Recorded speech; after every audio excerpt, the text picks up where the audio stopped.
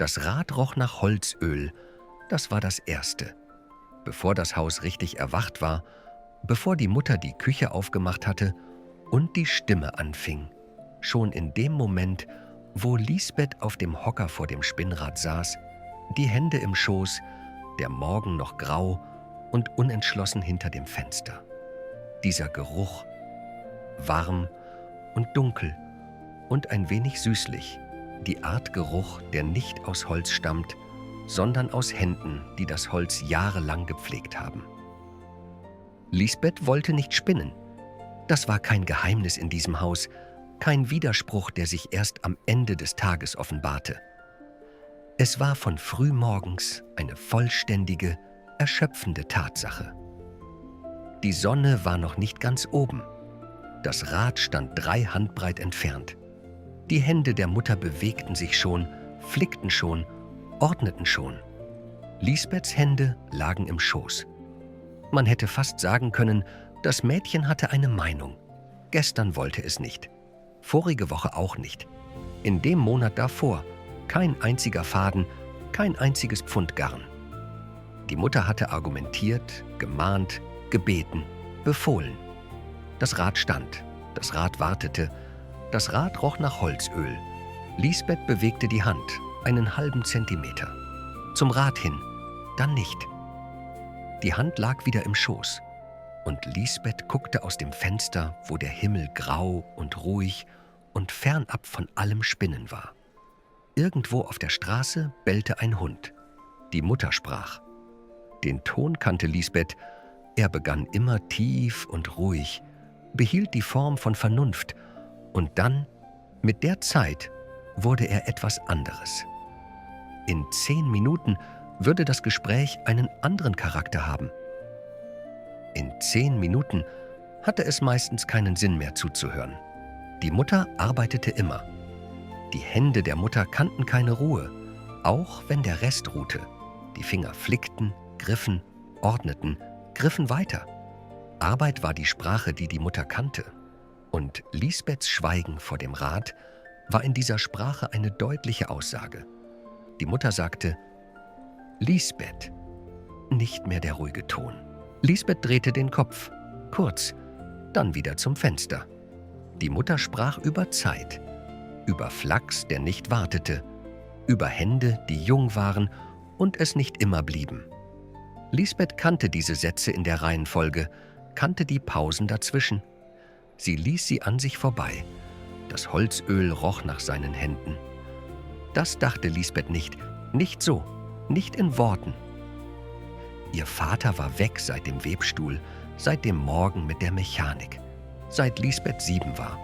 Das Rad hatte er gewartet, wöchentlich das Holz geölt, die Stelle am Fuß geglättet, die sonst am Knöchel fraß. Das wusste Lisbeth alles. Und das Rad roch immer noch nach seinen Händen, nach dem Geruch seiner Pflege, und wenn ihre Hand sich der Speiche näherte, war da etwas in der Kehle, das kein Name hatte, und die Hand kam zurück. Sie wusste nicht warum, sie wusste nur, nein. Die Mutter schwieg jetzt. Das Schweigen war schlimmer als die Worte. In dem Schweigen hörte Lisbeth das Knarzen, das tiefe Erschöpfungsknarzen, das aus der Brust kam und nichts mehr mit Flachs zu tun hatte. Die Erschöpfung der Mutter war von keinem einzelnen Morgen. Sie saß tiefer. Der Schlag kam ohne Vorwarnung.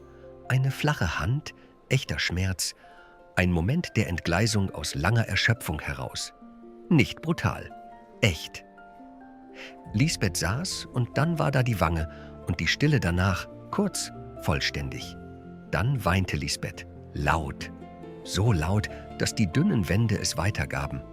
Kein Kontrollieren, kein Unterdrücken. Ein Weinen, das genauso tief war wie die Erschöpfung der Mutter, nur in eine andere Richtung. Das Weinen war das Echteste seit dem Morgen. Draußen auf der Straße. Hufgeräusche, das schwere Rollen einer Kutsche. Dann Stillstand. Das Weinen war laut genug für die Straße. Die Kutsche hielt. Schritte auf dem Weg, ein Klopfen. Und bevor die Mutter eine Entscheidung treffen konnte, öffnete sich die Tür. Die Königin war älter, als man erwartet. Eine Frau, die das Regieren so lange gemacht hatte, dass es aussah wie Natur. Ihr Rücken gerade, ihre Kleidung reich ohne Extravaganz. Sie betrat das Haus mit der Selbstverständlichkeit von jemandem, dem es nie nötig erscheint, um Erlaubnis zu fragen. Die Luft im Zimmer veränderte sich. Lisbeth wischte das Gesicht mit dem Ärmel. Hörte damit auf, als sie die Frau sah. Die Mutter war aufgestanden, die Hände zusammengelegt, das Gesicht in einem Ausdruck, den Lisbeth nicht kannte. Scham oder etwas, das so aussah wie Scham, wenn man es von außen betrachtet und nie einen Namen dafür gehabt hat. Die Königin sah das Rad, den Flachs, Lisbeths rotes Gesicht, dann die Mutter. Was ist geschehen? Eine kurze Stille. In dieser Stille. Die Mutter, die die Wahrheit hielt und ließ, wie man etwas fallen lässt, nicht aus Böswilligkeit, sondern weil die Hand sich geöffnet hat und das Schwere von alleine geht. »Sie spinnt zu gern«, sagte die Mutter. »Ich kann sie kaum davon abbringen. Es fehlt uns nur der Flachs.« Ein Satz. Eine Lüge, die in dem Moment, wo sie ausgesprochen wurde, halb wahr war. Denn die Mutter glaubte in diesem Atemzug daran oder wollte daran glauben oder hoffte darauf, dass Glaube und Hoffnung zusammen genug sein könnten, um die Wahrheit umzuformen. Sie erfand eine Version ihrer Tochter, die sie sich wünschte. Der Satz hielt. Lisbeth sagte kein Wort. Was hätte sie sagen sollen? Die Lüge hing in der Luft wie Rauch, und wenn man Rauch anfasst, breitet er sich aus. Sie stand und schwieg und ließ den Rauch stehen. »Dann kommt sie mit«, sagte die Königin. Nicht als Frage. Die Mutter gab Lisbeth einen Umhang, stopfte ihr ein Brot in die Hände.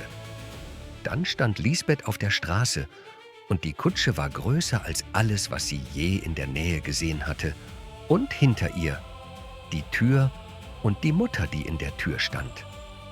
Die Mutter nickte einmal. Nur einmal. Lisbeth nickte zurück, drehte sich um, stieg ein. Die Kutsche rollte. Lisbeth beugte sich zum Fenster. Die Mutter stand noch in der Tür. Die Hände ruhig. Wer die Hände der Mutter je ruhig sah, wusste, dass es ernst war. Das Schloss hallte. Nicht laut. Es hallte, weil die Decken zu weit oben hingen für normale Schritte, die Gänge zu breit für normale Stimmen. Lisbeth folgte der Königin durch das Hallenecho und versuchte zu gehen, wie jemand, der Schlösser kannte. Das war nicht ganz überzeugend. Dann die erste Kammer. Die Königin zog einen Schlüssel aus der Tasche. Das Klicken des Schlosses, das Schaben des Riegels, das Aufschwingen der Tür. Flachs bis unter die Decke. Ballen um Ballen, der staubig trockene Geruch von getrockneter Pflanze, von verarbeitetem Gras, von Menge. Eine Stille, die schwer war von allem, was noch getan werden musste. Die zweite Kammer, wieder das Klicken, wieder Flachs. Die dritte, das letzte Klicken. Lisbeth stand im Türrahmen und sah in die dritte Kammer. Flachs, soweit das Auge reichte. Nicht bedrohlich, einfach sachlich, unerbittlich, da. So viel, dass es fast absurd wurde. So viel, dass das Absurde wieder aufhörte, lustig zu sein. »Wenn du alles gesponnen hast«, sagte die Königin, »wird mein Sohn dich heiraten.« In der Ecke ein Spinnrad, schön, gepflegt, das Holz ohne Kratzer, der Mechanismus geölt, die Speichen glatt. Jemand hatte es gewartet wie ein Werkzeug vor dem entscheidenden Einsatz. Diese Sorgfalt war fast noch schlimmer als der Flachs. 3 Kammern, 3 Schlösser. Ein Mädchen, das in seinem Leben noch kein Pfund Garn gesponnen hatte. Die Königin ging, die Schritte wurden leiser, verschwanden. Das Schloss schluckte sie. Lisbeth stand allein in der dritten Kammer. Das war der Moment, an dem man anfangen sollte. Das wusste sie. Das war auch alles, was sie in diesem Moment wusste. Sie setzte sich auf den Boden, nicht ans Rad. Auf den Boden, Rücken gegen die Wand, Blick auf das Rad in der Ecke. Das Rad wartete. Es hatte Zeit. Die Zeit hatte es. Am ersten Tag tat das Mädchen nichts. Am zweiten Tag tat das Mädchen wieder nichts. Am dritten Tag hatte es darin eine gewisse Meisterschaft entwickelt. Das Nichtstun hatte eine Qualität angenommen, die fast beeindruckend war. Es war kein nachlässiges Nichtstun, es war ein konsequentes, vollständiges, in sich kohärentes Nichtstun, die Art, die man nicht zufällig erreicht. Das Mädchen saß. Das Mädchen wartete. Das Mädchen wartete worauf? Das war die Frage. Die Kammer wurde kleiner, je länger man darin saß. Der Flachs roch nach Staub und Pflanzenfaser, ein Geruch, der nach einer Weile aufhörte wahrnehmbar zu sein und dann wieder anfing. Das Licht fiel durch das hohe Fenster und wanderte. Lisbeth folgte ihm manchmal. Am zweiten Morgen stand ein Krug unter der Tür. Das Wasser darin schmeckte nach Stein, kalt, gleichgültig, gut. Der Hunger saß zwischen Rippen und Kehle und wartete auf Antwort, die nicht kam. Die Knie brauchten beim Aufstehen eine Weile, am dritten Tag länger. Einmal versuchte sie zu singen, einen halben Takt, leise, dann nicht. Zu hallend hier, zu viel Echo für etwas, das nur ihr gehörte. Die Königin kam, 3-mal. Betrachtete den Flachs, das unberührte Rad, das Mädchen. Ging wieder. Beim dritten Besuch blieb sie länger. Heimweh, sagte Lisbeth. Das Wort kam schneller als ein Gedanke. Das Heimweh hat mich überwältigt. Morgen beginne ich. Die Königin sah sie an. Lange genug, dass Lisbeth das Gewicht davon auf der Haut spürte. Dann morgen. Und ging. Auf dem Weg zurück in die Kammer. Lisbeth wusste. Morgen war heute ohne Entschuldigung. Die Entschuldigung hatte einmal funktioniert. Genau einmal. Das war ihr Limit. Seltsam war, es stimmte halb. Nicht nach dem Haus vermisste sie sich, nicht nach der Mutter, nicht genau, aber nach etwas Vertrautem. Die Art, wie Dielen knarzen, wenn man sie kennt. Wie eine Tür klemmt, weil sie immer klemmt und man weiß, wo man drücken muss. Heimweh nicht nach einem Ort, nach Dingen, die keine Überraschungen waren. Das Netz zog sich enger, ohne Drama, einfach enger. Am 4. Tag stand Lisbeth am Fenster. Nicht für die Aussicht, um dem Flachs den Rücken zu kehren, dem Rad, der Kammer überhaupt etwas entgegenzusetzen. Das Fenster führte nach draußen und draußen war ein Hof und hinter dem Hof die Welt, die mit diesem Problem nichts zu tun hatte. Da standen 3 Frauen. Sie sahen hinauf. Lisbeth blinzelte. Die Frauen blieben. Eine, die linke, hatte einen Fuß, der breiter und flacher war, als ein Fuß sein sollte. So weit ausgetreten, dass er fast eine andere Form hatte, wie Holz, das sich unter langem Druck angepasst hat. Die mittlere hatte eine Lippe, die sich gesenkt hatte. Eine hängende Unterlippe, als hätte jahrzehntelanges Netzen sie nachgezogen. Die rechte hatte einen Daumen breit wie 2, die Haut knotig und gearbeitet. Sie waren nicht abstoßend. Das war das Seltsame an ihnen. Sie waren seltsam wie alte Bäume. Seltsam sind durch Zeit, durch das, was an ihnen gearbeitet hatte, durch das Gewicht von gelebten Jahren. Ihre Deformitäten waren dokumentarisch, nicht karikaturesk. Dokumente einer langen Arbeit. Die rechte sprach: »Was fehlt dir?« Lisbeth öffnete das Fenster. Was soll sie verlieren? Diese einfache Frage löste etwas, das die Kammer 4 Tage lang festgehalten hatte. Sie erzählte: den Flachs, die Kammern, die Mutter und die Lüge aus Liebe, den Prinzen, den sie nicht kannte, das Rad, das nach Öl roch und sie nicht ansehen ließ, dass sie nicht spinnen konnte, das Morgen war und dann das nächste Morgen. Die 3 Frauen hörten zu, ohne sich zu bewegen. Die linke, die mit dem breiten Fuß, sah während des ganzen Zuhörens nicht Lisbeth an sondern das Rad in der Ecke der Kammer. Die mittlere sah Lisbeth an mit dem Gesicht von jemandem, der nicht nur hört, sondern auch das dahinter hört. Die Schicht unter den Worten, die Stelle, wo das Gesagte und das Gemeinte auseinanderfallen. Als Lisbeth fertig war, die Rechte, wir helfen dir. Kein Lächeln, keine Versicherung. Der Satz klar wie ein Werkzeug, das seinen Zweck kennt. Dafür lade uns ein zu deiner Hochzeit. Nenn uns deine Basen. Seid willkommen. Das ist alles. Keine Überredung, keine Garantien, keine Liste von Konsequenzen. Lisbeth sah die 3 Frauen an. Die Rechte sah zurück. Kein Lächeln, kein Nicken, kein Bestätigen. Nur das Sehen, das abwartete. Es sagte trotzdem Ja.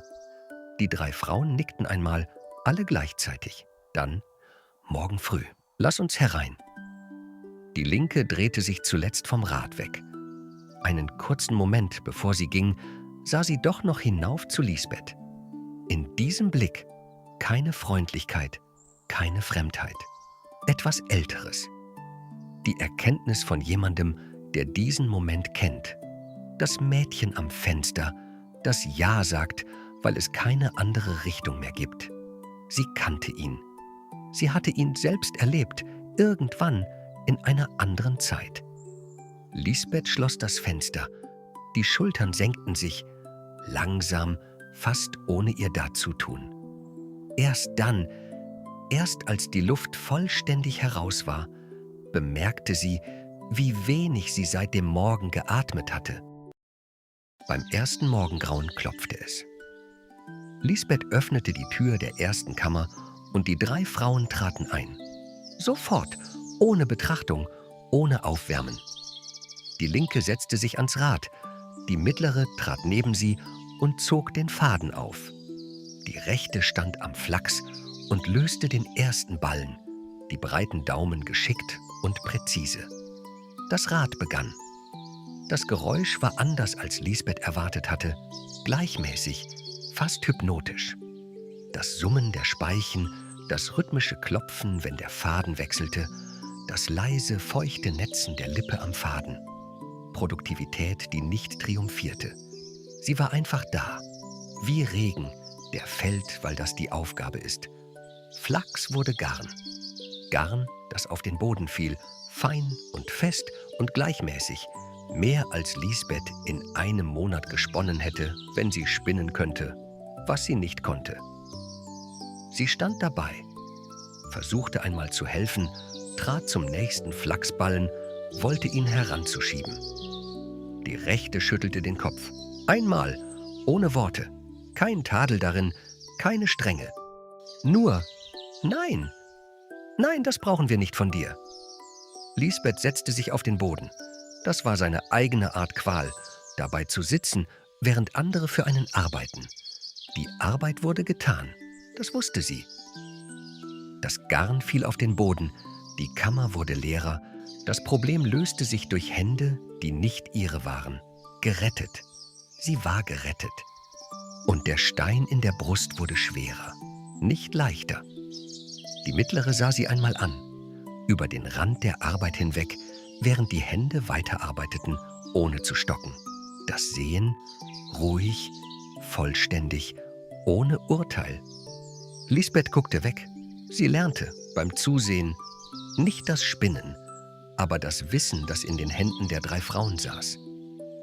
Die Art, wie die Linke den Fuß auf das Pedal setzte, ohne Aufmerksamkeit, ohne Nachdenken, wie eine Geste, die so tief eingegraben ist, dass sie keine Sprache mehr braucht. Jahrzehnte saßen in diesem Fußtritt, vielleicht Generationen. Das Mädchen hatte in seinem Leben noch nie so viel Garn gesehen. Es hatte auch noch nie weniger davon selbst gemacht. Gegen Mittag, die erste Kammer halb leer. Lisbeth trat ans Fenster. Der Hof war gewöhnlich, die Welt draußen gleichgültig und ruhig.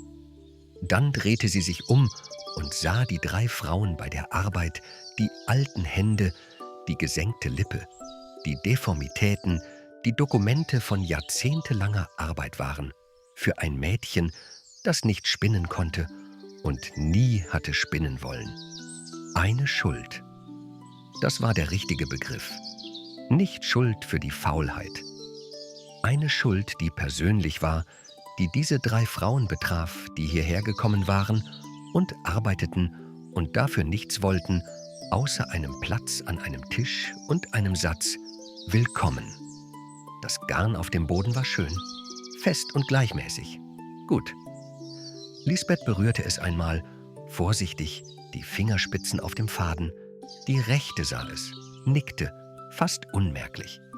Der Daumen, so breit wie 2, hielt kurz inne und begann wieder. Das erste Mal berührte Lisbeth etwas wirklich. Die Königin lobte. Lisbeth führte sie durch die erste Kammer. Garn aufgeschichtet, ordentlich, die Menge beeindruckend. Die Königin tippte den Finger ans Kinn, betrachtete es, nickte. Eine echte Freude darin, ein Stolz wie auf etwas Eigenes. »Mein Sohn ist sehr gespannt«, sagte die Königin.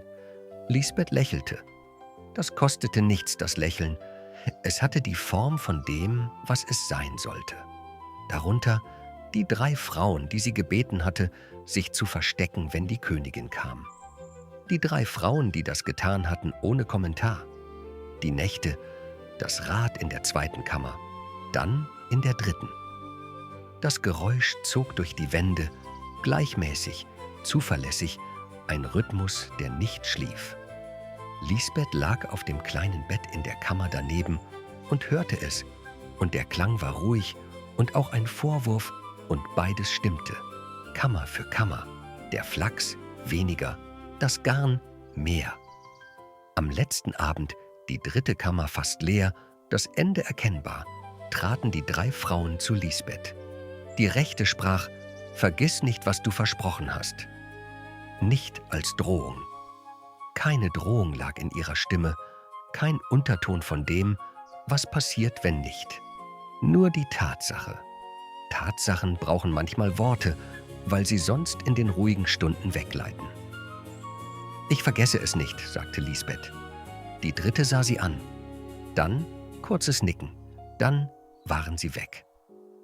Lisbeth stand allein, ging einmal durch alle 3 Kammern. 1., 2., 3. Der Flachs weg. Das Garn, da aufgewickelt, ordentlich, in einer Menge, für die ein Mensch allein Monate gebraucht hätte. In der 3. Kammer blieb sie stehen, legte die Hand auf einen Aufwickel. Das Garn war glatt und fest und gut. Gut, das wusste sie. Nicht gesponnen von ihr. Diese einfache Tatsache saß in ihr wie ein Stein, der nicht weggeräumt werden konnte, nur mitgetragen. Sie hob die Hand. Der Stein blieb. Der Prinz war jünger, als sie gedacht hatte. Nicht kindlich, jünger im Sinne von noch nicht fertig damit, die Welt vollständig zu kennen. Und das merkte man ihm an einer bestimmten Art von Aufmerksamkeit an, die gut ausgesehene junge Männer mit genug Selbstvertrauen manchmal haben. Echtes Interesse, kein vorgetäuschtes. Er fragte vor dem Urteilen. Er lachte leicht überrascht, wenn etwas nicht so war wie erwartet. Die Hochzeitsvorbereitungen füllten das Schloss. Stoffe, Köche, Stimmen, Beschäftigung in jeder Ecke. Lisbeth stand mittendrin und versuchte zu verstehen, was mit ihr geschah. In einer Geschichte, die mit ihr begonnen hatte und jetzt ihre eigene Richtung hatte. Der Prinz fand sie beim Fenster. »Was tust du gern?« »Nicht, was kannst du?« »Nicht, was bist du?« »Was tust du gern?« Lisbeth dachte nach. Die ehrlichste Antwort wäre gewesen: nichts von dem, was ich getan habe. Aber unter der ehrlichen Antwort war eine ehrlichere. »Ich singe«, sagte sie, »Stille. Nicht die Stille des Abwägens, nicht die des Bewertens. Die Stille von jemandem, der zugehört hat und jetzt fertig ist mit dem Zuhören. Dann soll hier Musik sein. So einfach. Kein Nachhaken, kein Abwägen, kein Nachfragen, warum oder ob das genug sei. Ein Satz, der sagte: Das ist eine Antwort. Ich nehme sie. Das Mädchen hatte in seinem Leben wenige Menschen getroffen, die Ja sagten, ohne zu fragen, warum. Es machte sie vorsichtig und ein bisschen hoffnungsvoller, auf eine Art, die noch keine Form hatte, die sich noch nicht traute, einen Namen anzunehmen. Dann die Bitte. Es gibt 3 Frauen, sagte Lisbeth, die mir geholfen haben. Eine Pause. Sie sehen seltsam aus. Ich möchte, dass sie eingeladen werden und willkommen sind. Der Prinz wartete, ob mehr kam. Dann, natürlich. Keine weiteren Fragen. Lisbeth sah ihn an. Er war ein Mensch, der Fragen stellte und Ja sagte ohne Warum. Und das war komplizierter als ein Preis. Und auch besser. Die 3 Frauen würden kommen. Das Versprechen würde gehalten werden. Das war die einfachste Entscheidung, die Lisbeth je getroffen hatte. Nicht, weil sie leicht war, sondern weil kein anderer Weg denkbar war. Wer 3 alte Frauen für sich arbeiten lässt und sie dann nicht an seinen Tisch setzt, der ist jemand, den Lisbeth nicht sein wollte. Das wusste sie mit einer Sicherheit, die in den Knochen saß. Das Fest war laut. Musik und Stimmen und das Klappern von Besteck, Kerzen an allen Wänden, Wärme aus den versammelten Menschen, der Geruch von gebratenem Fleisch und Kerzenwachs und Wein. Lisbeth stand in einem Kleid, das nicht ihres war und langsam ihres wurde, und nickte und sprach und war anwesend mit dem Teil von ihr, der das konnte. Dann die Tür. Die 3 Frauen traten ein. Platschfuß, Hängelippe, breiter Daumen. 3 Frauen, die aussahen wie aus einer anderen Zeit, einer älteren Zeit, die sich nicht dafür entschuldigt, was sie ist. Das Fest setzte einen Herzschlag aus. Unmerklich, nicht hörbar. Nur ein kurzes Stocken in der Luft, wenn etwas eintritt, das nicht zur Erwartung gehört. Lisbeth trat vor. Seid willkommen, liebe Basen. Laut, klar, ohne Zögern, ohne Entschuldigung, ohne das kleinste Abmildern. Die 3 Frauen traten an den Tisch, setzten sich. Der Prinz sah sie, ein Lächeln, leicht überrascht, wie immer, wenn etwas nicht so war, wie erwartet. Dann Aufmerksamkeit, echte, die nach vorne lehnte statt zurück. Er betrachtete die 3 Frauen, den Fuß, die Lippe, den Daumen und in seinem Gesicht kein Spott, keine gespielte Unbefangenheit. Nur eine Frage, die er stellen würde. Er stand auf, trat zu ihnen. Wie ist der Fuß so breit geworden? Die erste sah ihn an. Vom Treten, sagte sie, vom Treten.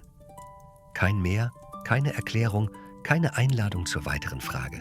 Nur die Wahrheit, so kurz wie sie war. Und die Lippe, die zweite. Dasselbe Sehen, dieselbe Kürze.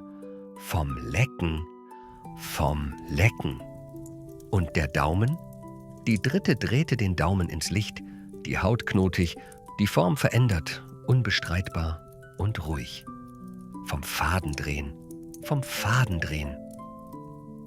Der Prinz betrachtete die Hände, Bede, sagte nichts.